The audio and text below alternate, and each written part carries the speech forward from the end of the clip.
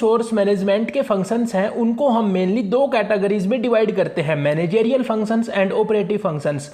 अब जो managerial functions हैं उनमें आगे आ जाते हैं planning, organising, directing and controlling. इसी तरह से ऑपरेटिव फंक्शंस में भी आगे आ जाते हैं procurement, development, compensation, integration and maintenance. अब हम इनको एक एक करके पढ़ते हैं। सबसे पहले हम पढ़ेंगे मैनेजेरियल फंक्शंस और फिर हम पढ़ेंगे ऑपरेटिव फंक्शंस। मैनेजेरियल फंक्शंस में सबसे पहले planning. Planning is a pre determined course of action. Planning क्या होती है? अब जब भी आप बिल्कुल सिंपली इसको सोचिए, जब भी कोई काम किया जाता है तो सबसे पहले हम प्लान करते हैं। ठीक इसी तरह से यहाँ पे हम बता सकते हैं कि प्लानिंग एक प्री डिटरमाइंड कोर्स है। It is a process of determining the organisational goals and formulation of policies and programmes for achieving them.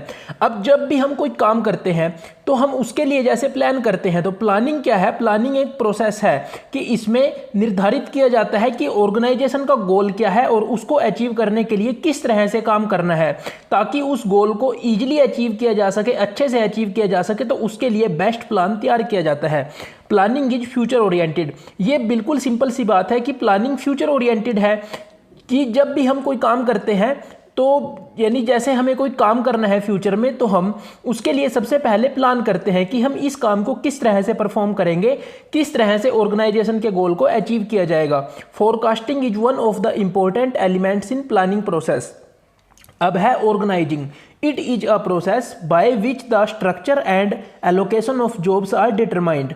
Organising involves giving each subordinated task. अब ऑर्गेनाइजिंग में क्या क्या काम आ जाते हैं कि प्रत्येक सबॉर्डिनेट को एक टास्क देना, ये सभी काम ऑर्गेनाइजिंग के अंदर आते हैं। एस्टैब्लिशिंग डिपार्टमेंट्स को एस्टैब्लिश करना, डेलीगेटिंग अथॉरिटी टू सबॉर्डिनेट्स। अब जो सबॉर्डिनेट्स जिनको काम दिया गया है तो उनको कुछ अथॉरिटी दी जाती है कि आप इस काम को अपनी मर्जी से कुछ दायरे में रह के कर सकते हैं, यानी उसको कुछ अथॉरिटी दी जाती है। Establishing channels of authority and communication, coordinating the work of subordinates. अब जो सबॉर्डिनेट्स को काम दिया जाता है उसको कोऑर्डिनेट किया जाता है। ये HRM का एक फंक्शन है कि वो ध्यान रखती है किस तरह से काम हो रहा है, ऑर्गेनाइज करती है सारे के सारे वर्क को। फिर है directing. It is the process of activating group efforts to achieve the desired goals. It includes activities like getting subordinates to get the job done, maintaining morale, motivating subordinates, etc. for achieving goals of organization. जितने ज़्यादा employee किसी भी organisation के motivate होंगे उतने ही अच्छे से वो गोल को अचीव करने के लिए काम करेंगे। तो HRM का ये भी काम है कि वो डायरेक्ट करती है, मोटिवेट करती है एम्प्लॉयज़ को, ताकि वो अपने काम को अच्छे से परफॉर्म कर सके और ऑर्गेनाइजेशन का जो गोल है उसको अचीव करने के लिए अपना बेस्ट परफॉर्मेंस दे सके। Controlling. It is the process of setting standards for performance, checking to see how actual performance compares with these set standards and taking corrective actions as needed. अब कंट्रोल का बिल्कुल simple सा मतलब क्या है कि किसी काम को कंट्रोल करना।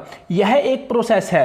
कंट्रोलिंग एक प्रोसेस है कि जैसे प्लान था, जो हमने प्लान बनाया था कि ऑर्गेनाइजेशन का गोल अचीव करने के लिए किस तरह से काम होगा, तो कंट्रोलिंग में क्या होता है, यहाँ पे चेक किया जाता है कि क्या हमारा जो प्लान था और हम जो काम कर रहे हैं वो उसके हिसाब से हो रहा है या नहीं।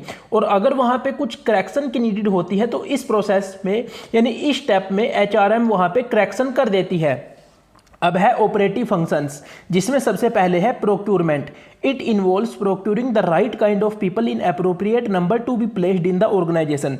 ये बिल्कुल सिंपल है, हमने पिछली वीडियो में भी स्टडी किया था प्रोक्यूरमेंट के बारे कि HRM का एक काम ये भी है कि जब वो हायर कर रही होती है यानी रोजगार दे रही होती है, एम्प्लॉयज़ को कंपनी में रख रही होती है, तो वहाँ पे सबसे इम्पोर्टेंट बात क्या है कि राइट पीपल को चूज किया जाए राइट पोजीशन के लिए। अगर वहाँ पे कोई भी पर्सन गलत चूज कर लिया जाता है तो वो अपने काम को अच्छी तरह से नहीं कर पाता और कंपनी लॉस में चली जाती है।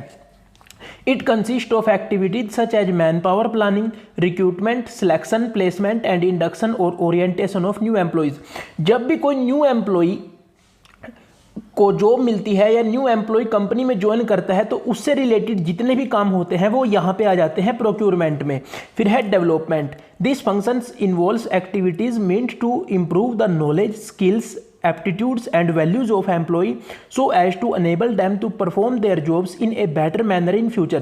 इसमें क्या आ जाता है कि जो एम्प्लॉई सेलेक्ट किया गया है, जिस भी नए पर्सन को कंपनी में जॉब दी गई है, तो उससे रिलेटेड जितने भी काम है वो यहाँ पे आ जाते हैं, क्योंकि उस एम्प्लॉय की डेवलपमेंट करने से रिलेटेड, जैसे उसकी नॉलेज को इम्प्रूव करना, उसकी स्किल्स को इम्प्रूव करना, एप्टीट्यूड्स एंड वैल्यूज़ को इम्प्रूव करना, कि ताकि वो अपनी जॉब को अच्छे से परफॉर्म कर सके फ्यूचर में। These functions may comprise training to employees, executive trainings to develop managers, organisation development to strike a better fit between organisation climate and employees. यहाँ पे एम्प्लॉय को इस तरह से ट्रेनिंग दी जाती है कि वो अपने आप को अच्छी तरह से फिट कर पाए ऑर्गेनाइजेशन के क्लाइमेट के अनुसार, कि वो अच्छी तरह से ऑर्गेनाइजेशन में एडजस्ट हो जाए, ताकि वो अच्छे से काम कर सके और ऑर्गेनाइजेशन के गोल को अचीव करने के लिए अपना परफॉर्मेंस बहुत अच्छे से कर सके। अब है compensation. Compensation function involves determination of wages and salaries matching with contribution made by employee to organisational goals. It consist of activities such as job evaluation, wage and salary administration, bonus, incentives etcetera. ये bonus हो गए, जो incentives हो गए, extra vacations हो गई, सिक यानी medical की छुट्टियां हो गई, बीमारी की छुट्टियां हो गई, ये बहुत बड़े फैक्टर होते हैं जो बाहर के पर्सन्स को आकर्षित करते हैं किसी भी कंपनी में जॉब करने के लिए। तो ये सब कॉम्पनसेशन के अंदर आ जाता है। इसको हमने फर्स्ट वीडियो में स्टडी किया था कि ह्यूमन रिसोर्स मैनेजमेंट के, जिसमें हमने रोल स्टडी किए थे, उसमें हमने कॉम्पनसेशन को बिल्कुल अच्छे से स्टडी किया था। अगर आपने वो वीडियो नहीं देखी तो प्लीज़ एक बार उस वीडियो को जरूर देखिए। फिर आ जाता है मेंटेनेंस। ये भी HRM का एक इंपॉर्टेंट फंक्शन है। It is concerned with protecting and promoting employees while at work.